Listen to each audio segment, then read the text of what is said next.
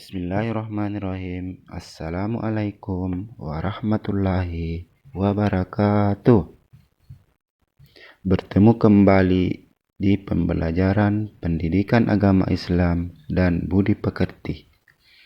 Jadi, pada video ini kita akan membahas tentang usia balik.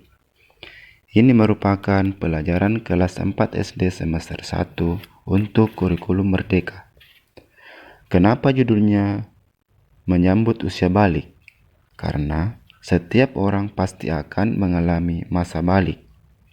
Berikut ini adalah gambar tentang pertumbuhan manusia. Pernahkah kalian berpikir, apakah setiap orang akan terus tumbuh? Nah, jawabannya pasti tentu.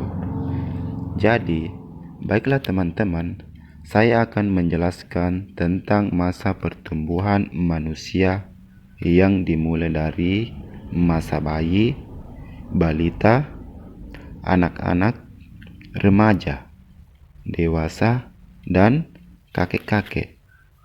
Nah, pertanyaannya, termasuk di fase manakah kalian sekarang? Kemudian, apakah itu balik? Jadi, balik merupakan istilah dalam hukum Islam yang menunjukkan seseorang telah mencapai kedewasaan. Jadi, balik menurut bahasa yang berarti sampai. Sedangkan menurut istilah, balik ialah kedewasaan bagi seorang. Nah, tanda-tanda balik menurut ilmu fikih terbagi menjadi 3. Yang pertama, mimpi basah bagi laki-laki. Yang kedua, haid bagi perempuan. Yang ketiga, berumur 15 tahun. Nah, yang pertama itu tanda-tanda usia balik bagi anak laki-laki antara lain keluarnya air mani atau mimpi basah. Jadi, apabila seorang anak sudah mengalami mimpi basah, maka anak itu sudah masuk dalam usia balik. Kemudian yang kedua, usia balik bagi anak perempuan yaitu apabila anak itu sudah haid, maka anak itu sudah memasuki usia balik. Kemudian yang ketiga, berumur 15 tahun. Akan tetapi, ada juga seorang anak yang sudah berumur 15 tahun, tapi belum mengalami tanda-tanda balik, seperti mimpi basah bagi anak laki-laki dan haid bagi perempuan. Maka anak itu sudah dikategorikan sebagai anak yang sudah memasuki usia balik. Jadi, kita sudah mengetahui tanda-tanda balik menurut ilmu fikih. Jadi, sekarang kita akan mendengarkan tanda-tanda balik menurut ilmu biologi. Jadi, tahukah kalian apakah itu ilmu biologi? Biologi ialah ilmu yang mempelajari tentang keadaan atau sifat makhluk hidup seperti manusia, hewan, dan tumbuhan. Jadi, tanda-tanda usia balik bagi anak laki-laki menurut ilmu biologi yaitu yang pertama, tumbuhnya jagun. Yang kedua, badan lebih kekar dan berotot. Kemudian yang ketiga, tumbuh jagung. Yang keempat, tumbuhnya rambut pada bagian-bagian tertentu. Kemudian yang kelima atau yang terakhir, perkembangan mental sudah berubah. Jadi, sedangkan tanda-tanda balik bagi anak perempuan, yang pertama, pinggul dan dada membesar. Kemudian suara lebih merdu. Terus tumbuh rambut pada bagian-bagian tertentu. Terus nafsu makan meningkat dan perkembangan mental sudah berubah. Kemudian larangan orang yang berhadas besar terbagi menjadi 3. Yang pertama, membaca Al-Quran. Kemudian yang kedua, sholat, sujud tilawah, dan sujud syukur. Kemudian yang ketiga, berdiam di masjid. Nah, Kenapa kita dilarang untuk membaca Al-Quran? Apabila seorang berhadas besar, maka kita tidak diperbolehkan untuk membaca Al-Quran.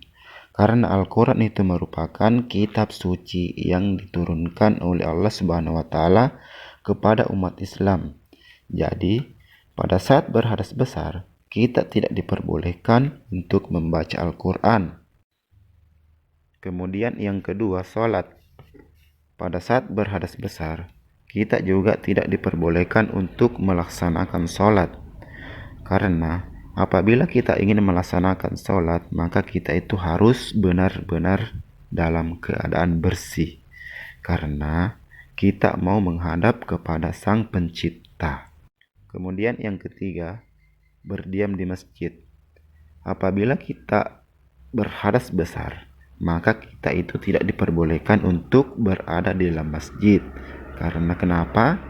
Karena masjid itu merupakan tempat suci dan kita itu kalau berhadas besar tidak diperbolehkan untuk melaksanakan kegiatan apapun di dalam masjid.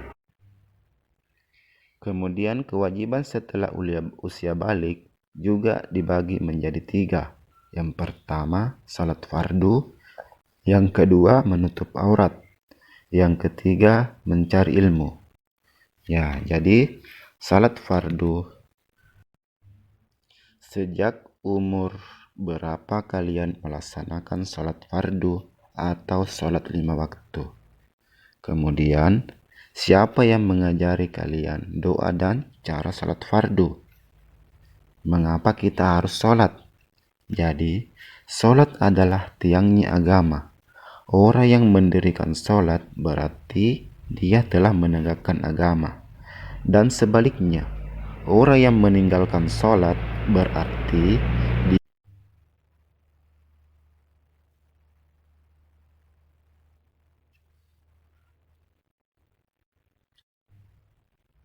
aurat laki-laki adalah pusat sampai lutut. Sedangkan aurat wanita adalah seluruh badan kecuali muka dan telapak tangan.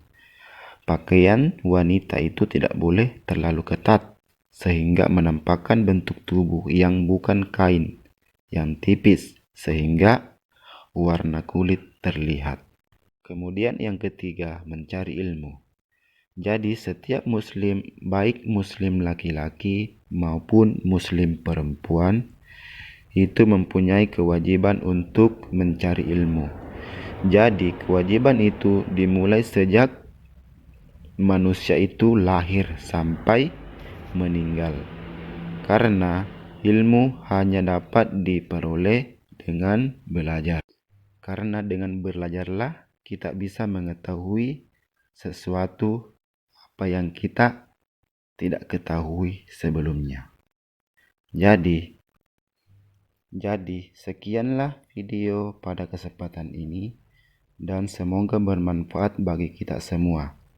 Assalamualaikum warahmatullahi wabarakatuh.